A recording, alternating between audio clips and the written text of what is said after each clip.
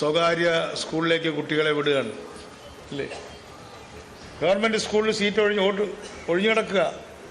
Government സ്കൂളിലേക്ക് ഇപ്പോഴും കുട്ടികളെ വിടുന്നതിന് പകരം ഫീസ് കൊടുക്കേണ്ടാത്ത പ്രൈവറ്റിൽ പോലും വിടാതെ ഇവിടെ വിടുന്നത് ഫീസ് കൊടുക്കേണ്ട സ്കൂളിലേക്ക് വിടുന്നു അല്ലേ? എന്നാൽ ആശുപത്രിയുടെ കാര്യം വരുമ്പോഴോ? ആശുപത്രിയുടെ കാര്യം വരുമ്പോൾ ഇതേ സ്ത്രീ തൻ്റെ അച്ഛനെയും ഭർത്താവിനെയും കൊണ്ട് വരാന്തയിൽ കിടക്കുകയാണ് ഗവൺമെൻറ് ആശുപത്രി അല്ലേ?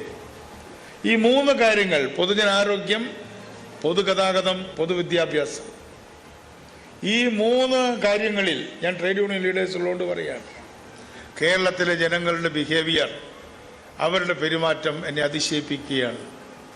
ബസ് വന്നാൽ കാശ് കുറഞ്ഞ ട്രാൻസ്പോർട്ടിൽ തള്ളിക്കയറും. എന്നാൽ തൊട്ടപ്പുറത്ത് കുട്ടിയെ ചേർക്കുന്നത് ഫീസ് കൊടുക്കുന്ന സ്കൂളിലാണ്. അസുഖം വന്നാൽ പ്രൈവറ്റ് ആശുപത്രി പോകാൻ പേടിയാണ്, കാരണം അവിടെ കൊടുക്കാൻ പൈസയില്ല. പക്ഷേ പ്രിയദർശിനി വന്നപ്പോൾ നിങ്ങളുടെ ബസ് വിട്ട് മറ്റ് പ്രിയദർശിനി കാത്തു നിന്ന് തിരക്കി ആളുകൾ പോകുന്നതിൻ്റെ കാരണം നിങ്ങളോടുള്ള വിരോധം കൊണ്ടോ എന്നോടുള്ള സ്നേഹം കൊണ്ടോ അല്ല, മറിച്ച് നമ്മുടെ നാട്ടിലെ കുടുംബിനികൾക്ക് കയ്യിൽ കാശില്ലാത്തത് കൊണ്ടാണ് എന്ന യാഥാർത്ഥ്യമാണ് ഞങ്ങൾ പഠിക്കുന്നത്.